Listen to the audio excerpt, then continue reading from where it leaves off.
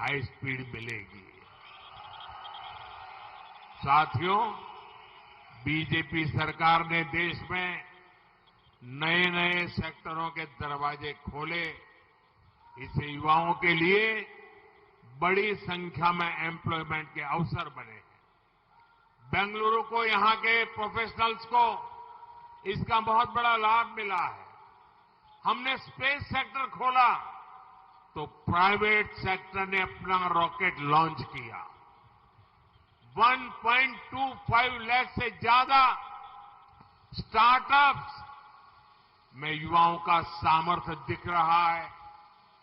Mission green hydrogen से investment की संभावनाएं कई गुना बढ़ गई है। आसान ड्रोन पॉलिसी से मैपिंग, कृषि, रक्षा, मेडिसिन के क्षेत्र में ड्रोन का उपयोग बढ़ा है। 5G के विस्तार से आर्टिफिशियल इंटेलिजेंस और इंटरनेट ऑफ थिंग्स में अवसर बनने लगे हैं। डिजिटल इंडिया अभियान ने लाखों डिजिटल एंटरप्रेन्योर्स तैयार किए। PLI स्कीम से मैन्युफैक्चरिंग सेक्टर तेज रफ्तार से आगे बढ़ रहा है। मोबाइल एक्सपोर्ट में भारत नए रिकॉर्ड बना रहा है। मेट्रो कोच, ट्रेन के डिब्बे, डिफेंस इक्विपमेंट्स भी एक्सपोर्ट हो रहे हैं।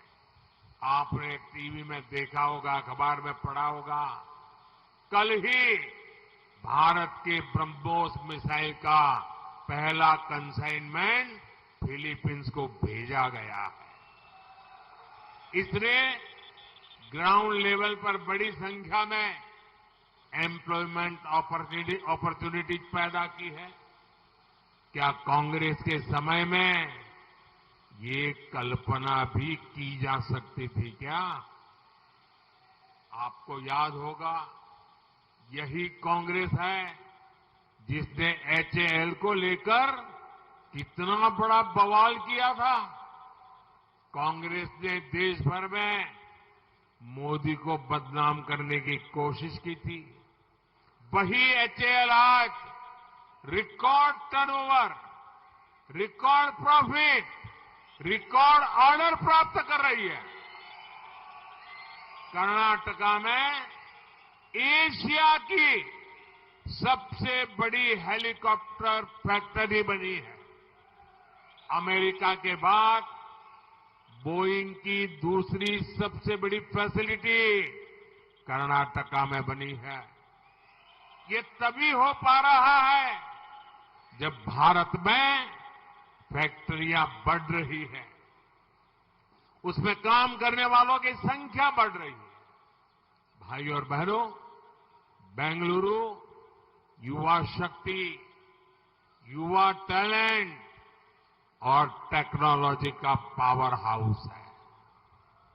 लेकिन कांग्रेस और इंडी गठबंधन टेक्नोलॉजी के विरोधी है।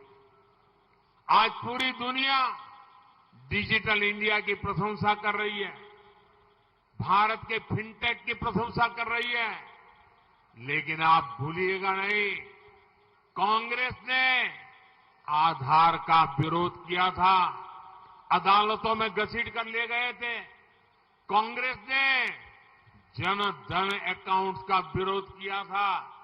कांग्रेस ने डिजिटल पेमेंट्स का मजाक उड़ाया था। कांग्रेस ने राशन की योजना में डिजिटल ऑथेंटिफिकेशन का विरोध किया। कोरोना के समय बेंगलुरु की एक IT इंडस्ट्री ने पूरी दुनिया को इतना सपोर्ट किया। लेकिन यही कांग्रेस है जिसने कोरोना के दौरान कोविन प्लेटफॉर्म का विरोध किया। कांग्रेस ने made in India corona vaccine को बदनाम किया। साथियों, मोदी कहता है देश को ग्रीन एनर्जी हब बनाएंगे, फार्मा हब बनाएंगे, इलेक्ट्रॉनिक्स हब बनाएंगे, इलेक्ट्रिकल व्हीकल हब बनाएंगे, सेमीकंडक्टर हब बनाएंगे, ग्लोबल इनोवेशन हब बनाएंगे ताकि भारत ग्लोबल इकोनॉमी का हब बने। लेकिन कांग्रेस और इंडी गठबंधन वाले कहते हैं मोदी को हटाएंगे। मोदी की गारंटी है 5G के बाद 6G लाएंगे। वो कहते हैं मोदी हटाएंगे। मोदी की गारंटी है AI लाएंगे। वो कहते हैं मोदी हटाएंगे। मोदी की गारंटी है चंद्रयान के बाद गगनयान का गौरव दिलाएंगे। तो वो कहते हैं मोदी हटाएंगे। कांग्रेस एंटी यूथ है क्योंकि कांग्रेस एंटी इन्वेस्टमेंट है। कांग्रेस एंटी एंटरप्रेन्योरशिप है।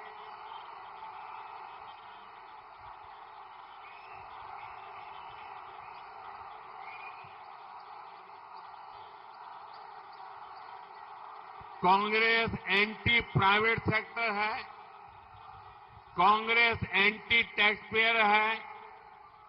कांग्रेस एंटी वेल्थ क्रिएटर है। साथियों, यहां कांग्रेस सरकार जिस प्रकार के विचारों को, जिस मानसिकता को बढ़ावा दे रही है वो भी बहुत खतरनाक है। जहां हमारी बेटियों पर हमले हो रहे हैं, बाजारों में बम फूट रहे हैं, भजन कीर्तन सुनने पर भी हमले हो रहे हैं, ये सामान्य घटनाएं नहीं है। और इसलिए मैं बेंगलुरु के और कर्नाटका के भाइयों से आग्रह करूंगा, ये कांग्रेस से बहुत अलर्ट रहना है। भाई और बहनों, यहां बेंगलुरु के ग्रामीण क्षेत्र से भी काफी लोग आए हैं। एग्रीकल्चर को आधुनिक बनाने के लिए भी हमारी सरकार हर प्रयास कर रही है। यहां तो हमारे येदियुरप्पा जी मंच पर है, जिन्होंने किसान कल्याण के लिए इतना काम किया है। लेकिन कर्नाटका की कांग्रेस सरकार किसानों की भी विरोधी है। मुझे बहुत दुख है, यहां कर्नाटका में किसानों को दी जा रही 4,000 रुपीस की मदद कांग्रेस सरकार ने बंद कर दी है। लेकिन मोदी की गारंटी है कि पीएम किसान सम्मान निधि के 6,000 रुपीस किसान साथियों को मिलते रहेंगे। केंद्र सरकार ने किसानों के अनाज को स्टोर करने के लिए दुनिया की सबसे बड़ी योजना भी शुरू की है। यहां की रूरल बेल्ट में बड़ी मात्रा में रागी उगाई जाती है। हम रागी जैसे हमारे श्री अन्न को दुनिया के बड़े बाजारों तक पहुंचाने में जुटे हैं। इसका सीधा लाभ कर्नाटका के हमारे छोटे किसानों को होगा। साथियों, ऐसे ही अनेक बड़े संकल्प हैं जो आपके सपने पूरे करने के लिए एनडीए सरकार ने संकल्प लिया है। आपके सपने पूरे करने के लिए ही बीजेपी और जेडीएस साथ आए हैं। और इसलिए मैं आपको गारंटी देता हूं, आपके सपने ये मेरा संकल्प है।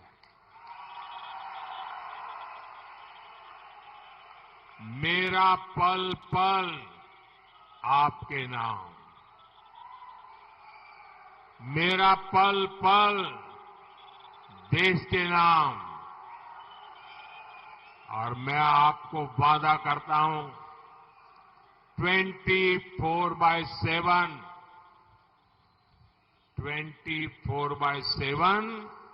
फॉर 2047। और इसलिए 26 अप्रैल को बेंगलुरु नॉर्थ से शोभा जी, बेंगलुरु रूरल से doctor CN Manjunath, Bengaluru central से पीसी मोहन और बेंगलुरु साउथ से युवा साथी भाई तेजस्वी सूर्या को भारी मतों से विजयी बनाना है। इस बार बेंगलुरु शहर में वोटिंग के सारे रिकॉर्ड टूटने चाहिए। साथियों, वैसे आप सभी के लिए मैंने अपने भाषणों को कन्नड़ा भाषा में ट्रांसलेट करके सोशल मीडिया पर अपलोड करना शुरू किया है। इसमें एआई की मदद ली जा रही है। ट्विटर यानी एक्स ऐप पर नमो इन कन्नड़ा नाम से एक अकाउंट भी है। आप इससे जरूर जुड़े और ज्यादा से ज्यादा लोगों को भी इसके बारे में बताएं। मेरा एक काम करना है, करेंगे? मेरा एक काम करेंगे? पक्का? पहले तो ज्यादा से ज्यादा मतदान कराओगे, अपना पोलिंग बूथ जीतोगे, फिर एक मेरा पर्सनल काम करोगे। पर्सनल है, करेंगे? घर घर जाना है और हर घर जाकर कहना है हमारे मोदी जी आए थे और आपको प्रणाम कहा है। मेरा प्रणाम पहुंचा देंगे? मेरा प्रणाम पहुंचा देंगे? मेरे साथ बोलिए, भारत माता की, भारत माता की, भारत माता की। बहुत बहुत धन्यवाद।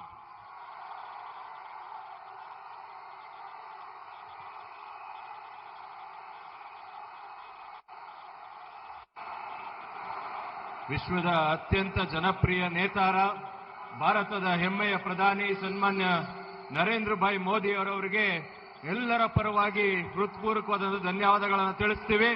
ವೇದಿಕೆ ಮೇಲೆ ಉಪಸ್ಥಿತರಿರತಕ್ಕಂಥ ಭಾರತೀಯ ಜನತಾ ಪಕ್ಷದ ಎಲ್ಲ ನಾಯಕರಿಗೆ ಹೃತ್ಪೂರ್ವಕವಾದ ಧನ್ಯವಾದಗಳು. ಬಂದಿರತಕ್ಕಂಥ ಸಹಸ್ರಾರು ಸಂಖ್ಯೆಯಲ್ಲಿ ಬಂದಿರತಕ್ಕಂಥ ಎಲ್ಲ ಕಾರ್ಯಕರ್ತ ಬಂಧುಗಳಿಗೆ, ಮಾಧ್ಯಮದ ಮಿತ್ರರಿಗೆ ಧನ್ಯವಾದಗಳನ್ನು ಹೇಳ್ತಾ, ಈ ವರ್ಷದ ಮೊದಲನೆಯ ಜಲಧಾರೆಯನ್ನ ತಂದಿರತಕ್ಕಂಥ ನರೇಂದ್ರ ಮೋದಿ ಅವರಿಗೆ ಮತ್ತೊಮ್ಮೆ ಜೈಕಾರವನ್ನು ಕೂಗಿ ನಾವು ಅವರಿಗೆ ಬಿಲ್ ಕೊಡೋಣ. ಭಾರತ್ ಮಾತಾ ಕಿ, ಭಾರತ್ ಮಾತಾ ಕಿ.